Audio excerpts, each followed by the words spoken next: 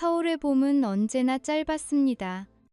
한태성은 교무실 창가에 서서 학교 정문 쪽을 바라보았습니다. 벚꽃이 피 바람에 날려 아스팔트 위로 떨어졌습니다. 흰 꽃잎은 금세 검게 물들었습니다. 누군가 밟고 지나갔습니다. 그는 손목시계를 확인했습니다.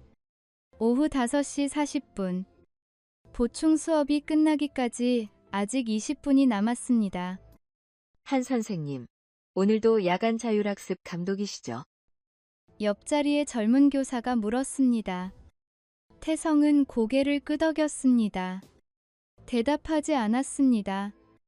그 교사는 곧 자리를 떠났습니다. 태성은 다시 창밖을 보았습니다. 그는 이 학교에서 15년을 근무했습니다. 국어교사로서 나쁘지 않은 평가를 받았습니다. 학생들은 그를 존경했습니다. 동료들은 그를 신뢰했습니다. 하지만 최근 들어 모든 것이 무겁게 느껴졌습니다.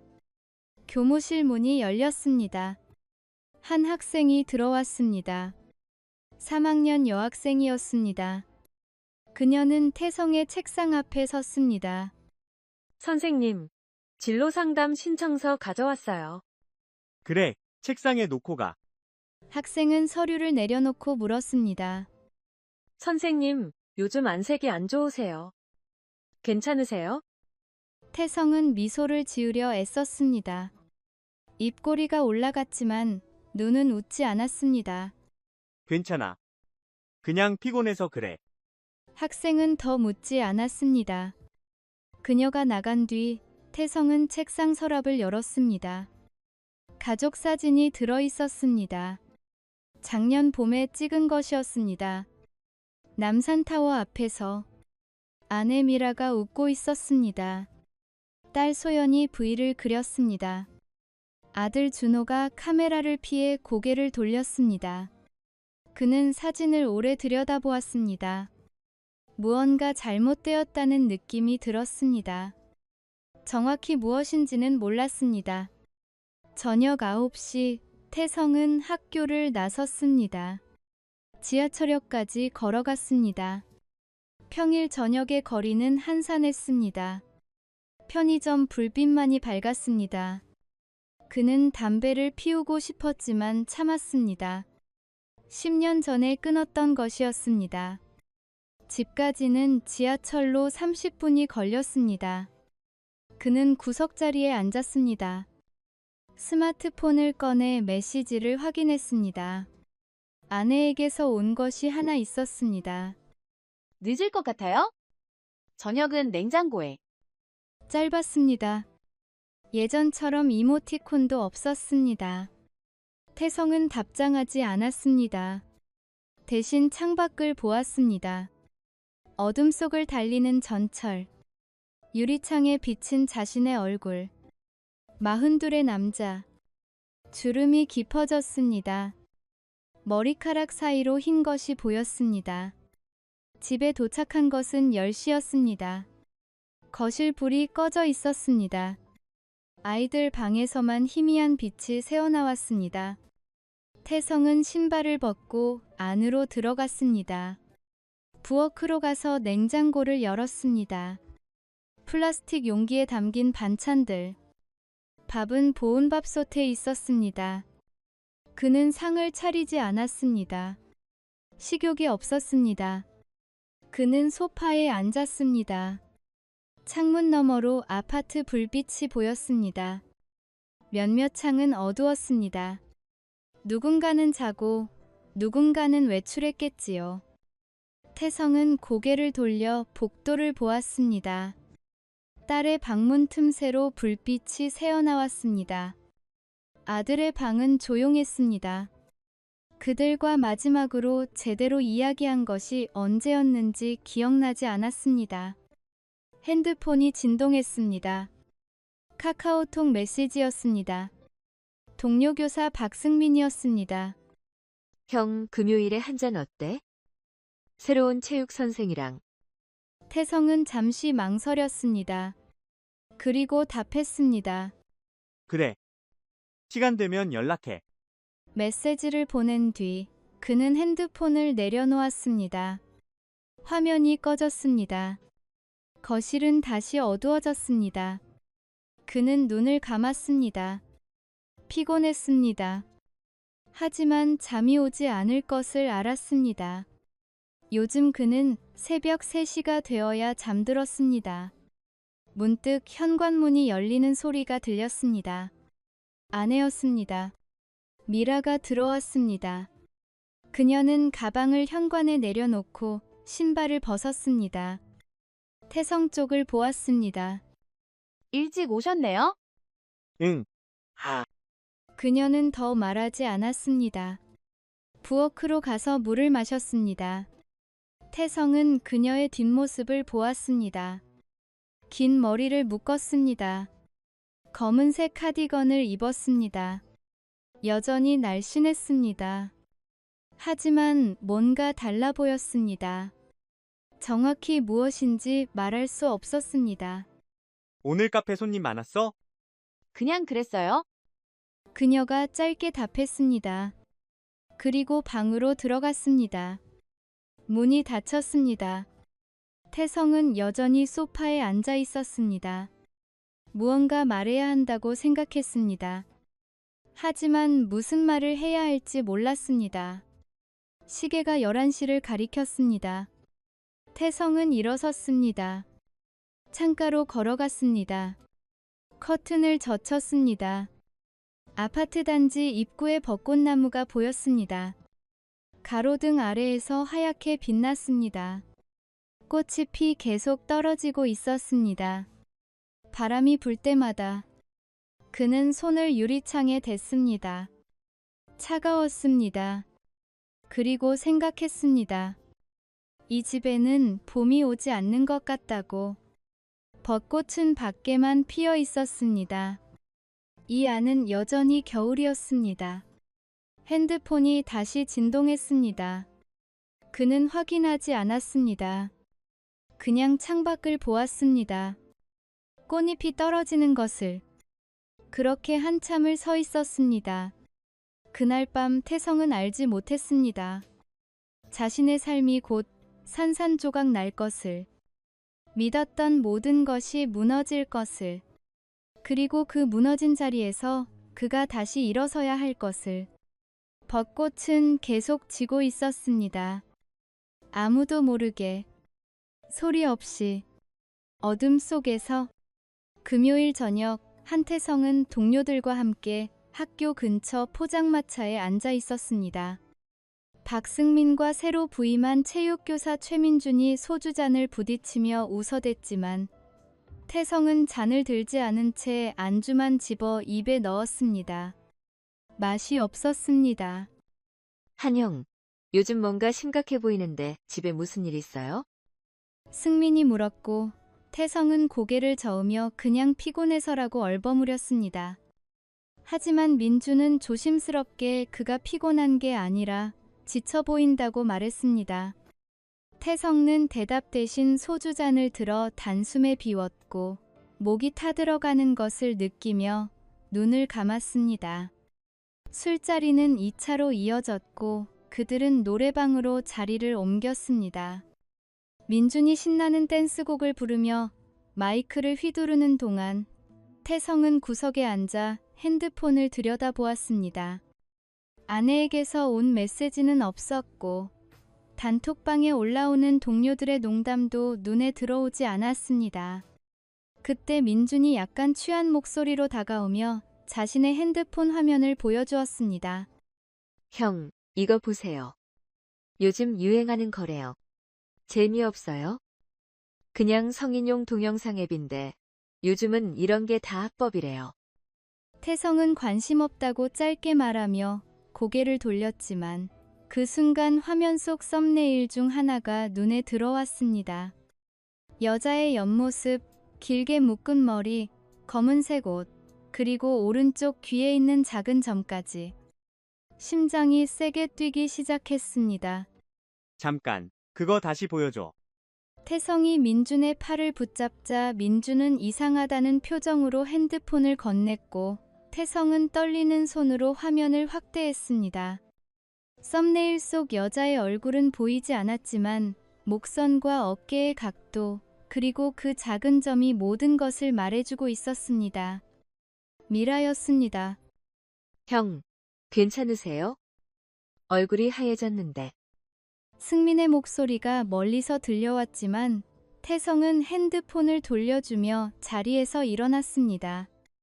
몸이 안 좋다는 핑계를 대고 노래방을 빠져나왔고 밖에 차가운 공기가 얼굴을 때렸지만 정신은 더욱 혼란스러워졌습니다.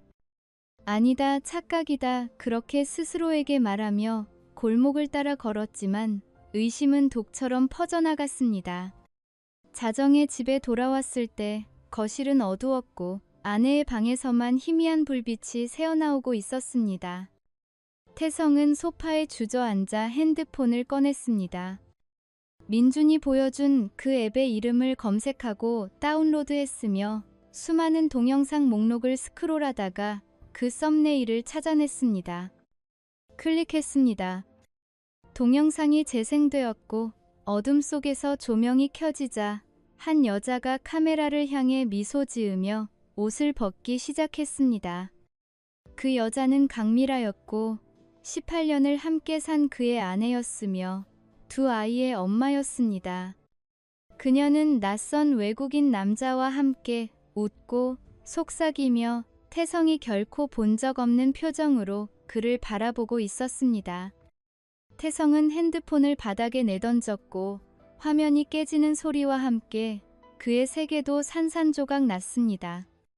두 손으로 얼굴을 감싼 채 숨을 쉴 수 없었고 가슴이 짓눌려 심장이 터질 것만 같았습니다. 얼마나 시간이 흘렀는지 모른 채 그는 비틀거리며 화장실로 달려가 변기에 엎드려 토했지만 아무것도 나오지 않고 위액만 목을 타고 올라와 목구멍을 태웠습니다. 거울을 보았을 때 낯선 남자가 그를 바라보고 있었습니다. 충혈된 눈, 파랗게 질린 입술, 이마를 타고 흐르는 땀방울. 그는 주먹으로 거울을 쳤고 금이 간 거울 사이로 피가 흘렀지만 아무것도 느껴지지 않았습니다. 새벽 3시, 태성은 거실 바닥에 앉아 깨진 핸드폰을 주워 들었습니다. 화면은 여전히 작동했고 그는 떨리는 손가락으로 다시 그 동영상을 재생했습니다. 확인해야 했습니다. 착각이기를, 악몽이기를 바라며. 하지만 그것은 명백히 미라였고 동영상 속 그녀는 그가 언제 마지막으로 봤는지 기억조차 나지 않는 행복한 표정을 짓고 있었습니다. 태성은 동영상을 멈추고 화면을 캡처했습니다. 증거가 필요했습니다. 냉정해지려 애썼지만 손은 계속 떨렸고 코멘트를 확인했을 때 그의 남은 이성마저 무너져 내렸습니다. 이 여자 홍대에서 카페하는 사람 아님? 봤던 것 같은데. 맞음, 나도 거기 가봤는데 실물 더 예쁨. 남편은 모를 듯 불쌍. 전신이 떨렸고 분노와 수치심과 배신감이 한꺼번에 밀려왔습니다. 그는 아내의 방 쪽을 바라보았고 문틈으로 새어나오는 희미한 불빛 너머에서 그녀는 아무 일도 없었던 것처럼 자고 있을 것이라는 생각에 주먹을 쥐었습니다. 내일 아침이면 그녀는 일어나 커피를 내리고 아이들에게 아침을 차려줄 것이며 그리고 카페로 갈 것입니다. 그 카페.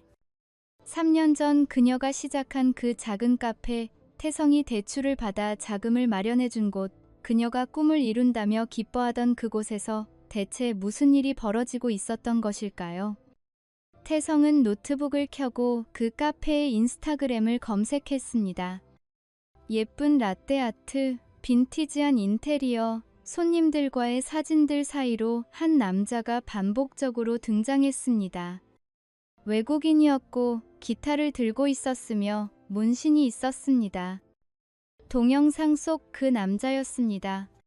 오늘도 제이슨의 공연이 있었어요. 감성 가득한 밤.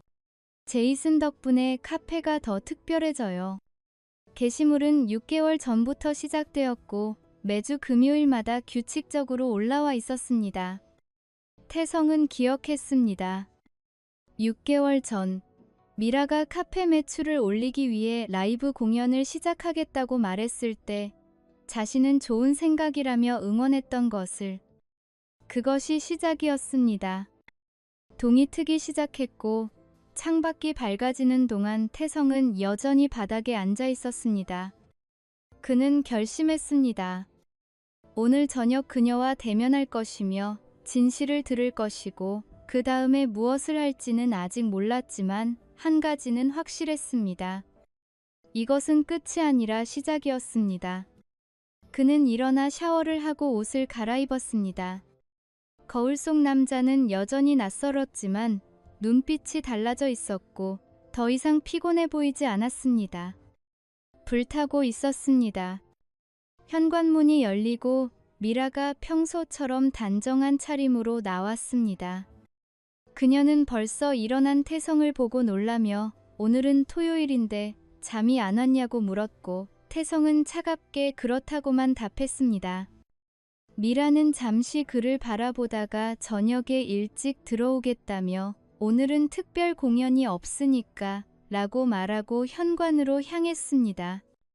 태성은 대답하지 않았고 문이 닫힌 뒤 창가로 걸어가 미라가 엘리베이터로 걸어가는 모습을 내려다보았습니다.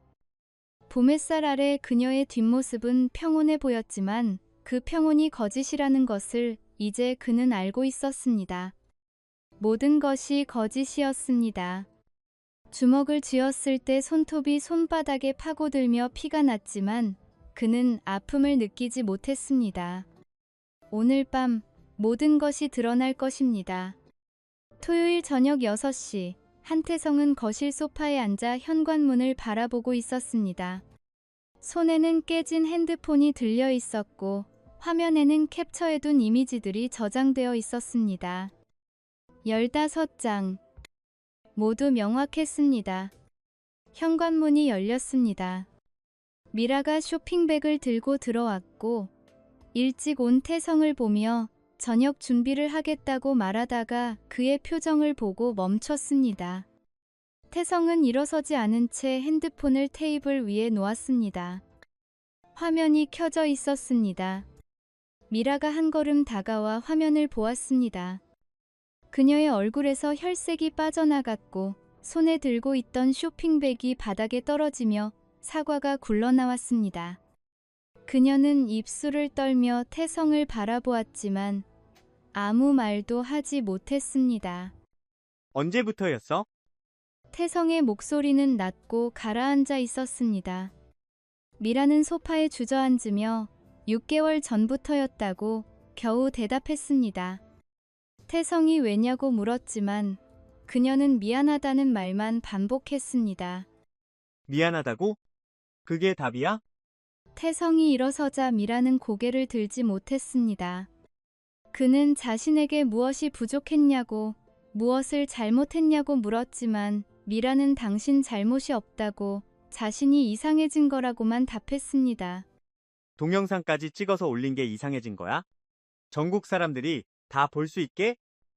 미라가 얼굴을 감싸며 사람들이 아느냐고 떨리는 목소리로 물었고 태성은 댓글을 봤다고 카페 단골들도 알고 있더라고 차갑게 말했습니다. 미라가 울음을 터뜨리며 죽여달라고 애원했지만 태성은 동정심을 느끼지 못했습니다. 그는 다시 앉아 냉정하게 그녀를 바라보며 이제 시작이라고 말했습니다. 다음날 일요일, 태성은 처가집으로 향했습니다. 장모와 장인을 만나야 했습니다. 그들은 미라를 자랑스러워했고 서울대를 나온 딸, 자신의 사업을 하는 딸을 완벽하다고 여겼습니다. 장모가 문을 열며 반갑게 맞이했지만 태성의 표정을 보고 미소가 사라졌습니다. 거실에서 장인이 일어났고 태성은 보여드릴 게 있다며 노트북을 꺼내 테이블 위에 놓았습니다. 동영상을 재생했습니다. 처음 30초만. 그 이상은 필요 없었습니다. 장모가 비명을 질렀고 장인은 화면을 응시하다가 떨리는 손으로 노트북을 덮었습니다. 태성은 이것이 따님이 6개월간 해온 일이라고 말했고 장모는 믿을 수 없다는 표정으로 우리 미라가 그럴 리 없다고 되뇌었습니다. 침묵이 흘렀습니다. 장인이 그 남자가 누구냐고 물었고 태성은 카페에서 공연하는 외국인 가수라고 답했습니다. 장인의 목소리가 떨렸고 장모는 소파에 주저앉아 자신들이 딸을 어떻게 키웠는데 이럴 수가 있냐며 울기 시작했습니다. 태성은 그들을 지켜보았습니다. 동정심은 느껴지지 않았고 대신 차가운 만족감이 들었습니다. 미라가 아끼던 것들이 하나씩 무너지고 있었습니다. 그는 이혼하겠다고 말했고 장인은 당연하다며 위자료는 한 푼도 주지 말라고 소리쳤습니다. 태성이 자리에서 일어나 현관으로 향할 때 장모가 울먹이며 정말 미안하다고 말했지만 그는 대답하지 않고 문을 나섰습니다. 월요일 오후 태성은 홍대에 있는 미라의 카페 앞에 섰습니다. 유리창 너머로 손님들이 커피를 마시며 대화하는 모습이 보였고 한쪽에 마련된 작은 무대에 기타가 놓여 있었습니다. 그는 문을 열고 들어가 아르바이트생에게 사장님이 있냐고 물었고 오늘은 안 나왔다는 대답을 들었습니다. 그러고는 공연 섭외 건으로 얘기할 게 있다며 제이슨의 연락처를 물었고 당황한 아르바이트생은 망설이다가 메모지에 번호를 적어주었습니다. 태성은 카페를 나와 그 번호로 전화를 걸었습니다. 3번의 신호음 뒤에 남자의 목소리가 들렸고 태성이 미라 남편이라고 말하자 전화가 끊어졌습니다. 다시 걸었지만 받지 않았고 도망가지 말고 만나자는 안 만나면 경찰에 신고하겠다는 문자를 보냈습니다. 10분 뒤 답장이 왔고 홍대 공원에서 7시에 만나기로 했습니다. 저녁 7시 태성은 공원 벤치에 앉아 제이슨을 기다렸습니다. 30대 초반으로 보이는 백인 남자가 긴장한 표정으로 나타났고 태성의 권유에 조심스럽게 앉았습니다. 태성은 그를 바라보며 동영상을 왜 찍었냐고 물었고 제이슨은 미라가 괜찮다고 했다며 변명했습니다. 미라가 괜찮다고 하면 다 괜찮은 거야? 태성의 목소리가 높아졌고 제이슨은 움찔하며 미안하다고 말했습니다. 그러다가 그녀가 남편이 없다고 이혼했다고 했다며 혼자 아이들을 키운다고 들었다고 털어놓았습니다. 태성이 벌떡 일어서며 거짓말이라고 소리치자 제이슨도 황급히 일어나 고개를 숙였습니다. 태성은 당장 한국을 떠나라고 내일 모레까지 안 떠나면 경찰에 신고하고 비자 문제를 만들겠다고 경고했습니다. 제이슨이 알겠다며 몸을 돌려 달아났고 태성은 그의 뒷모습을 지켜보며 주먹을 쥐었다 폈습니다. 때리고 싶었지만 참았습니다. 폭력은 자신에게 불리할 뿐이었습니다. 집으로 돌아왔을 때 미라가 얼굴이 퉁퉁 부은 채 거실에 앉아 있었습니다. 그녀는 제이슨을 만났냐고 물었고 태성은 한국을 떠나라고 했다고 답했습니다. 미라가 이제 어떻게 되는 거냐고 물었고 태성은 이혼하자고 최대한 빨리 하자고 말했습니다. 아이들은 내가 키운다. 넌 면접권도 제한될 거야. 미라가 안 된다며 아이들은 제발이라고 애원했지만 태성은 차갑게 말했습니다. 네가 아이들을 생각했으면 이런 짓을 안 했을 거라고. 그는 방으로 들어가 문을 닫았고 밖에서 미라의 흐느끼는 소리가 들렸지만 귀를 막지 않았습니다. 그 소리를 들어야 했습니다. 침대에 누워 천장을 바라보았습니다. 모든 것이 무너지고 있었지만 이상하게도 그는 후회하지 않았습니다. 진실이 드러나야 했고 대가가 치러져야 했습니다. 핸드폰이 울렸습니다. 장인에게서 온 문자였습니다. 내일 미라를 데리고 올 테니 직접 혼내주겠다는 내용이었습니다.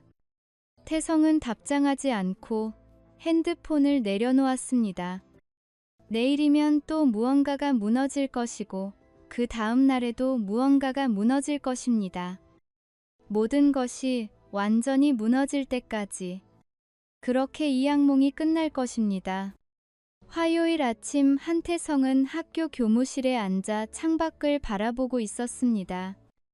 벚꽃은 이미 다 졌고 초록 잎들이 자리를 채우고 있었습니다.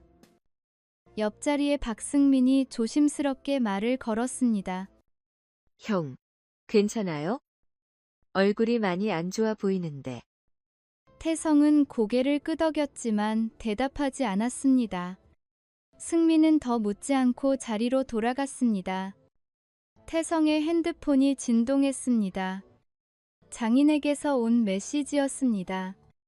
미라를 데리고 왔으니 저녁에 집으로 오라는 내용이었습니다. 수업을 마치고 저녁 6시에 처가에 도착했습니다. 현관문을 열자 거실에서 미라의 울음소리가 들렸습니다. 장모가 딸을 붙잡고 있었고 장인은 소파에 앉아 굳은 표정으로 팔짱을 끼고 있었습니다. 태성이 들어서자 미라가 고개를 들었습니다. 눈이 퉁퉁 부어 있었고 뺨에는 붉은 자국이 남아 있었습니다. 장인이 때린 것이었습니다. 태성은 아무 말 없이 소파에 앉았습니다. 사위, 이혼 절차는 내가 아는 변호사한테 맡기겠네. 위자료나 재산 분할 같은 건 걱정 말고. 장인의 목소리는 낮고 단호했습니다. 태성은 고개를 끄덕였습니다. 카페는 어떻게 하실 겁니까? 당연히 정리해야지. 그런 곳에서 장사를 어떻게 계속해. 동네 사람들 입방아에 오를 텐데. 미라가 고개를 들었습니다. 아버지 카페는? 카페만은 입 닥쳐. 장인이 소리쳤습니다. 미라는 다시 고개를 떨구었습니다. 장모가 딸의 등을 쓰다듬으며 조용히 울고 있었습니다. 태성은 그 광경을 지켜보았습니다. 3년 전 미라가 카페를 열 때 이거실에서 축하 파티를 했던 것이 기억났습니다. 장인은 딸이 자랑스럽다며 샴페인을 터뜨렸고 장모는 기뻐서 눈물을 흘렸습니다. 이제 그 모든 것이 잿더미가 되었습니다. 아이들은 언제 말할 겁니까? 이번 주말에. 그래. 힘들겠지만 어쩔 수 없지. 태성은 일어섰습니다. 더 이상 할 말이 없었습니다. 현관으로 향하는데 미라가 뒤따라왔습니다. 여보, 그녀의 목소리는 떨리고 있었습니다. 태성은 멈춰서서 그녀를 바라보았습니다. 아이들한테만은 진짜 이유를 말하지 말아요. 그냥 우리가 안 맞아서 헤어진다고만. 그게 네가 바랄 수 있는 일이야? 태성의 목소리는 차가웠습니다. 미라는 입술을 깨물었습니다. 아이들이 저를 어떻게 볼지? 네가 한 일의 대가야. 받아들여. 태성은 문을 열고 나갔습니다. 뒤에서 미라의 흐느끼는 소리가 들렸지만 돌아보지 않았습니다. 수요일 오후 태성은 법무법인 사무실에 앉아 있었습니다. 변호사는 40대 중반의 여성이었고 서류를 검토하며 고개를 끄덕였습니다. 증거가 명확하네요. 이 정도면 위자료와 재산 분할에서 유리한 위치를 점할 수 있습니다. 재산 분할은 필요 없습니다. 아이들 양육권만 확실히 해주세요. 변호사가 놀란 표정으로 태성을 바라보았습니다. 확실합니까? 카페 지분이나 예금 등 상당한 금액인데요. 확실합니다. 그 돈 받아봤자 더러울 것 같아서요. 변호사는 잠시 침묵하다가 알겠다며 서류에 메모했습니다. 상담이 끝나고 사무실을 나오는데 핸드폰이 울렸습니다. 모르는 번호였습니다. 받았습니다. 여보세요? 한태성 선생님이십니까? 낯선 남자의 목소리였습니다. 네, 그런데요. 저는 채널A 시사 프로그램 PD입니다. 혹시 인터뷰 가능하실까요? 선생님 부인 건으로. 태성은 전화를 끊었습니다. 기자들이 냄새를 맡기 시작한 것입니다. 동영상이 퍼지면서 미라의 신상이 노출되었고 이제 언론까지 움직이고 있었습니다. 그는 핸드폰을 주머니에 넣고 지하철역으로 향했습니다. 목요일 저녁, 태성은 홍대 카페 앞을 지나가다가 멈춰 섰습니다. 문이 닫혀 있었고 유리창에 임시 휴업이라는 팻말이 붙어 있었습니다. 창문 너머로 텅 빈 내부가 보였습니다. 무대 위에 놓여 있던 기타는 사라졌고 벽에 걸려 있던 사진들도 떼어진 자리만 남아 있었습니다. 지나가던 젊은 여자 둘이 카페 앞에서 수군거렸습니다. 여기 그 카페 맞지? 뉴스에 나온. 맞아. 사장님이 그런 짓을 했다니. 완전 충격. 남편이랑 애들도 있다면서? 진짜 최악이다. 그들은 핸드폰으로 카페를 찍고는 웃으며 지나갔습니다. 태성은 그 모습을 지켜보다가 발걸음을 옮겼습니다. 3년간 미라가 공들여 만든 공간이 하루아침에 구경거리가 되었습니다. 집에 돌아왔을 때 거실은 조용했습니다. 아이들 방에서 불빛이 새어나오고 있었고 미라의 방은 어두웠습니다. 태성은 딸 소연의 방문을 두드렸습니다. 아빠야. 들어가도 돼? 네. 소연은 책상에 앉아 수학 문제집을 풀고 있었습니다. 태성이 들어서자 고개를 들었습니다. 16살의 그녀는 어느새 어른스러워 보였습니다. 요즘 엄마 안 보이던데. 어디 갔어요? 태성은 침대 끝에 앉았습니다. 말을 꺼내야 할 때였습니다. 소연아, 아빠가 할 말이 있어. 소연의 표정이 굳어졌습니다. 그녀는 뭔가 잘못되었다는 것을 이미 감지하고 있었습니다. 엄마랑 아빠가 이혼하기로 했어. 소연의 눈이 커졌습니다. 손에 들고 있던 펜이 바닥에 떨어졌습니다. 왜요? 무슨 일 있었어요? 그냥 더 이상 같이 살 수 없을 것 같아서.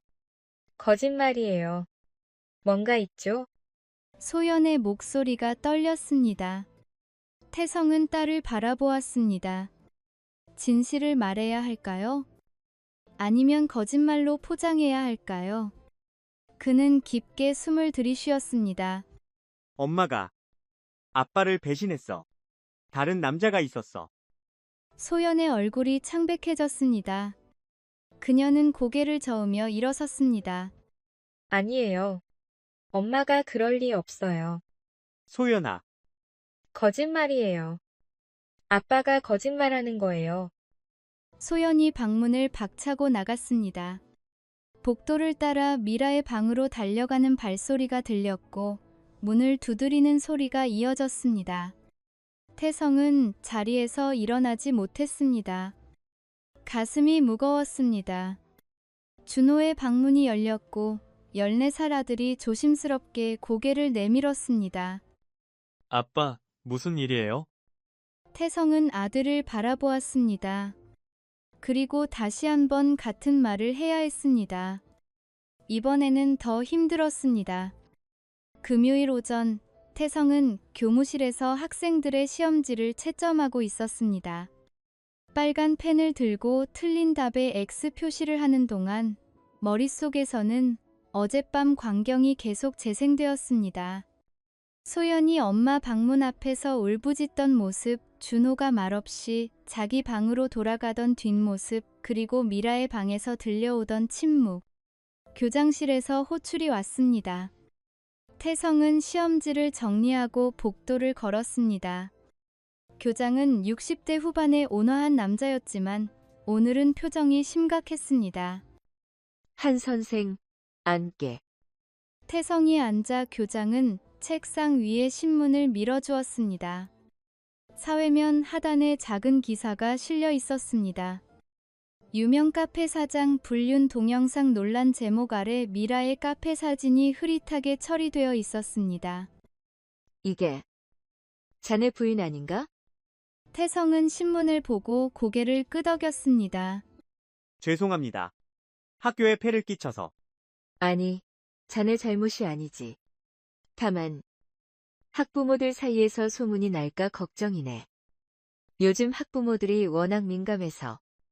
교장의 목소리에는 걱정이 묻어 있었습니다. 태성은 이해했습니다. 학교는 조용해야 했고 교사의 사생활은 더욱 조용해야 했습니다. 최대한 조용히 처리하겠습니다. 그래주게. 힘들겠지만 학교는 자네 편이니까. 교무실로 돌아왔을 때 동료들의 시선이 느껴졌습니다. 아무도 말을 걸지 않았지만 모두 알고 있었습니다. 태성은 자리에 앉아 다시 시험지를 펼쳤습니다. 빨간 펜을 들었지만 글자가 흐려져 보였습니다. 저녁에 집에 돌아왔을 때 거실은 여전히 조용했습니다. 아이들은 방에 틀어박혀 있었고 미라는 짐을 싸고 있었습니다. 태성은 부엌으로 가서 물을 마셨습니다. 창밖으로 석양이 지고 있었고 아파트 불빛이 하나둘 켜지기 시작했습니다. 핸드폰이 울렸습니다. 장인이었습니다. 사위, 미라를 우리 집으로 데려갈 생각이네. 애들 앞에서 계속 있는 것도 좋지 않을 것 같아서. 알겠습니다. 그리고 카페는 다음 주에 정리하기로 했네. 임대인한테 위약금 물고 계약 해지하기로. 태성은 대답하지 않았습니다. 그것은 미라의 꿈이었고 이제 그 꿈도 사라지고 있었습니다. 하지만 그는 슬프지 않았습니다. 그저 텅 빈 느낌만 들었습니다. 토요일 아침 미라가 짐을 들고 현관으로 나왔습니다. 태성은 거실 소파에 앉아 그녀를 바라보았습니다. 그녀는 초췌해 보였고 열흘 사이에 많이 야윈 것 같았습니다.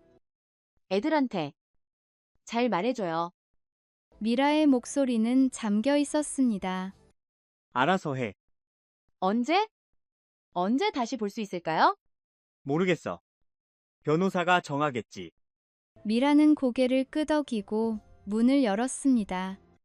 그리고 멈춰 서서 뒤를 돌아보았습니다. 미안해요. 정말 미안해요. 태성은 대답하지 않았습니다. 미라는 더 이상 말하지 않고 문을 닫았습니다. 발소리가 복도를 따라 멀어졌고 엘리베이터 소리가 들렸습니다. 그리고 침묵이 찾아왔습니다. 태성은 창가로 걸어갔습니다. 아래로 미라가 택시에 짐을 싣는 모습이 보였습니다. 그녀는 한 번 고개를 들어 아파트를 올려다보았습니다. 태성이 서 있는 창문을. 하지만 그는 커튼 뒤에 서 있었고 그녀는 그를 볼 수 없었습니다. 택시가 떠났습니다. 태성은 거실로 돌아와 소파에 앉았습니다. 집은 너무 조용했습니다. 아이들의 방문은 여전히 닫혀 있었고 이제 미라의 방도 비어 있었습니다. 그는 깊게 숨을 들이쉬었습니다. 이것이 끝인가요? 아니면 새로운 시작인가요? 그는 아직 알 수 없었습니다. 다만 한 가지는 확실했습니다. 그들은 살아남을 것입니다. 무너졌지만 다시 일어설 것입니다. 창밖으로 봄날의 햇살이 쏟아지고 있었습니다. 6개월이 흘렀습니다. 한태성은 학교 운동장 벤치에 앉아 학생들이 축구하는 모습을 바라보고 있었습니다. 가을 햇살이 따스했고 단풍잎이 바람에 날렸습니다. 그는 보온병에서 커피를 따라 마셨습니다. 쓰지만 익숙한 맛이었습니다. 이혼은 2달 전에 완료되었습니다. 양육권은 태성에게 넘어왔고 미라는 월 2회 면접 교섭권만 받았습니다. 재산 분할은 태성이 거부했고 위자료도 받지 않았습니다. 변호사는 이해할 수 없다는 표정이었지만 태성에게는 명확했습니다. 그 돈을 받는 순간 그는 영원히 그 상처에 묶여 있을 것 같았습니다. 핸드폰이 울렸습니다. 소연이었습니다. 아빠, 오늘 저녁 뭐 먹어요? 뭐 먹고 싶은데? 파스타요. 아빠가 만든 거. 태성은 미소 지었습니다. 소연이 다시 웃을 수 있게 되기까지 넉 달이 걸렸습니다. 처음 한 달은 엄마 방문 앞에서 울었고 다음 2달은 학교에도 가지 않으려 했습니다. 상담사를 만났고 천천히 회복했습니다. 지금은 다시 친구들을 만나고 웃고 살아가고 있었습니다. 알았어. 재료 사갈게. 준호는 크림 파스타 좋아해요. 알지? 너는? 저는 토마토요. 그래, 둘 다 만들어줄게. 전화를 끊고 태성은 운동장을 다시 바라보았습니다. 학생 하나가 골을 넣었고 친구들이 환호했습니다. 단순하고 순수한 기쁨이었습니다. 태성은 그것을 오랫동안 잊고 살았다는 것을 깨달았습니다. 저녁 준비를 하며 태성은 부엌에서 양파를 썰었습니다.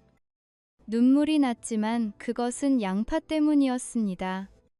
준호가 숙제를 하다 말고 부엌으로 와서 물었습니다. 아빠, 내일 엄마 만나는 날이죠? 응, 저도 가야 해요? 태성은 칼을 내려놓고 아들을 바라보았습니다. 준호는 여전히 미라를 용서하지 못하고 있었습니다. 누나와 달리 그는 분노를 안으로 삭였습니다. 말수가 줄었고 표정이 굳었습니다. 가기 싫으면 안 가도 돼. 누나는 가잖아요. 누나는 누나고, 너는 너야. 네가 정해.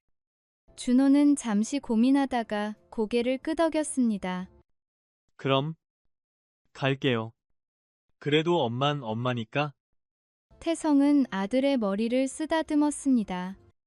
14살의 소녀는 이미 어른이 되어가고 있었습니다. 너무 빨리, 너무 아프게.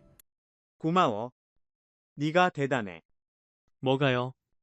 준호는 쑥스러워하며 돌아갔습니다. 태성은 다시 양파를 썰기 시작했습니다. 눈물이 계속 났지만 이번에는 양파 때문만은 아니었습니다. 일요일 오후 태성은 소연과 준호를 데리고 한강공원으로 갔습니다. 미라가 벤치에 앉아 기다리고 있었습니다. 그녀는 많이 야윈 것 같았고 옷차림도 예전처럼 단정하지 않았습니다. 태성은 아이들을 먼저 보내고 멀리서 지켜보았습니다. 소연이 엄마에게 다가가 어색하게 앉았고 준호는 한 발짝 떨어져 섰습니다. 미라가 무언가 말했고 소연이 고개를 끄덕였습니다. 준호는 여전히 딱딱한 표정이었습니다. 그들은 30분 동안 대화했고 미라는 계속 고개를 숙이고 있었습니다. 시간이 되자 아이들이 돌아왔습니다. 소연의 눈이 붉었고 준호는 말이 없었습니다. 미라가 멀리서 태성을 바라보았습니다.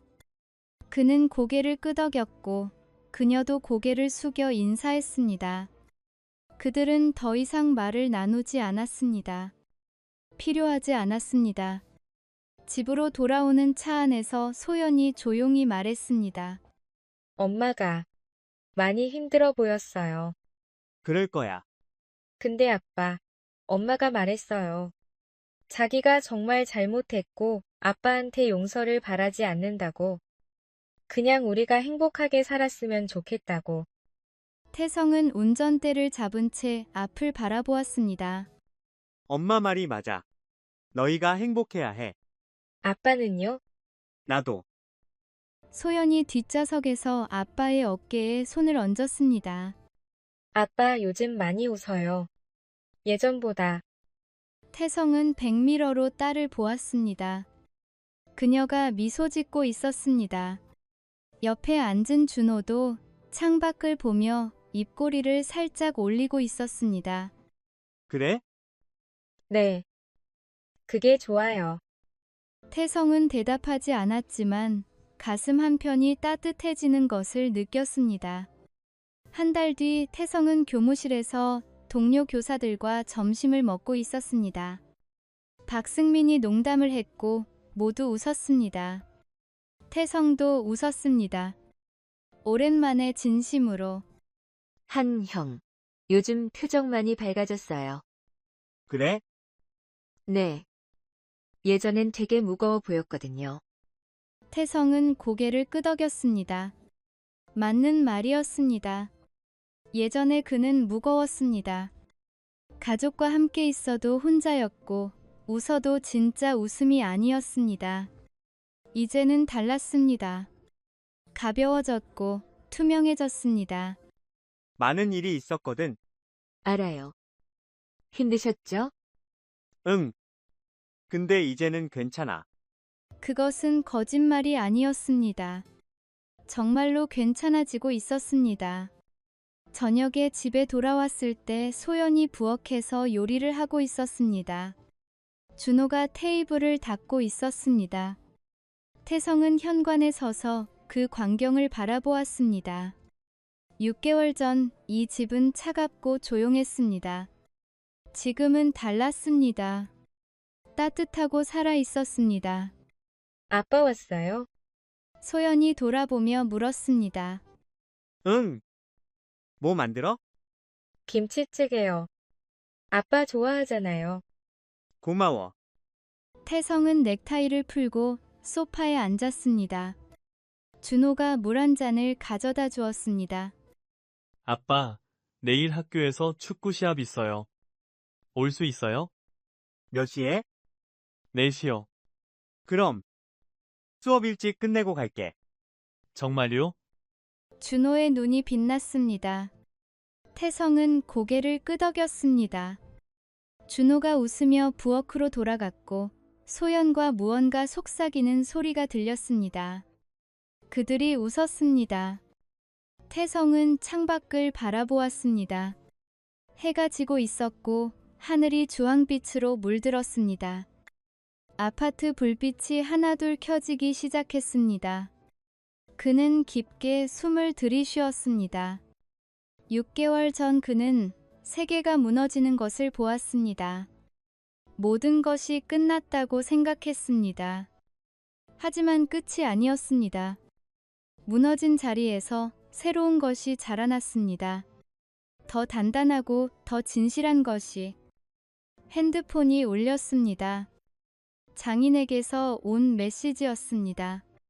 사위, 아이들 잘 돌봐줘서 고맙네. 다음 주에 애들 데리고 우리 집에 놀러와. 태성은 답장을 보냈습니다. 알겠습니다. 애들이 좋아할 것 같네요. 장인과 장모는 처음 한 달 동안 미라 때문에 괴로워했습니다. 하지만 이제는 손주들에게 집중하고 있었습니다. 그것이 그들이 할 수 있는 최선이었고 태성은 그것을 존중했습니다. 저녁을 먹으며 소연이 물었습니다. 아빠, 우리 이번 주말에 어디 갈까요? 어디 가고 싶은데? 남산타워요. 오래전에 갔던데. 태성은 기억했습니다. 작년 봄 벚꽃이 필 때 찍었던 가족 사진. 그때는 모두 웃고 있었지만 그 웃음 뒤에 무엇이 있었는지 아무도 몰랐습니다. 이제는 알았습니다. 그래, 가자. 준호도 갈 거지? 당연하죠. 준호가 대답했습니다. 그들은 계획을 세웠고 웃었고 이야기했습니다. 태성은 그 모든 순간을 마음에 담았습니다. 밤이 깊었습니다. 아이들이 잠들고 집이 조용해졌습니다. 태성은 거실 창가에 서서 밤하늘을 바라보았습니다. 별이 보였습니다. 서울 하늘에서 별을 보는 것은 드문 일이었습니다. 그는 생각했습니다. 미라는 지금 무엇을 하고 있을까? 장인의 집에서 지내며 새로운 직장을 찾고 있다고 들었습니다. 카페는 문을 닫았고 그녀의 꿈은 사라졌습니다.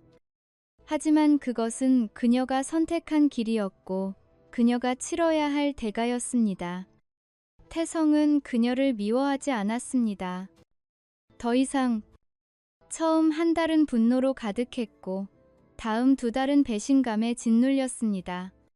하지만 이제는 텅 비어 있었습니다. 미움도 사랑도 아닌 그저 과거의 기억. 그는 새로운 사람을 만날 생각이 없었습니다. 아직은 어쩌면 영원히 그것도 괜찮았습니다. 지금 이 순간 아이들과 함께하는 이 시간이 충분했습니다. 핸드폰을 꺼내 사진첩을 열었습니다. 작년 봄 사진을 지웠습니다. 그리고 오늘 저녁 찍은 사진을 보았습니다. 소연과 준호가 김치찌개를 먹으며 웃고 있는 모습. 진짜 웃음이었습니다. 이제 괜찮아. 그는 중얼거렸습니다. 그리고 정말로 괜찮았습니다. 창밖으로 바람이 불었습니다. 나무잎이 흔들렸고 멀리서 차 소리가 들렸습니다. 도시는 잠들지 않고 계속 움직였습니다. 삶도 그랬습니다. 멈추지 않고 계속 흘러갔습니다. 태성은 창문을 닫고 불을 껐습니다. 방으로 들어가 침대에 누웠습니다. 눈을 감았습니다. 어둠 속에서 그는 마침내 평화를 느꼈습니다. 내일이면 또 새로운 날이 올 것입니다. 학교에 가고 아이들과 저녁을 먹고 웃고 살아갈 것입니다. 그렇게 하루하루 한 걸음씩 나아갈 것입니다. 벚꽃은 다시 필 것입니다. 내년 봄에. 그리고 그때 그들은 함께 그것을 볼 것입니다. 세 사람이. 그것으로 충분했습니다. 태성은 잠에 들었습니다. 꿈을 꾸지 않았습니다. 오랜만에 깊고 편안한 잠이었습니다.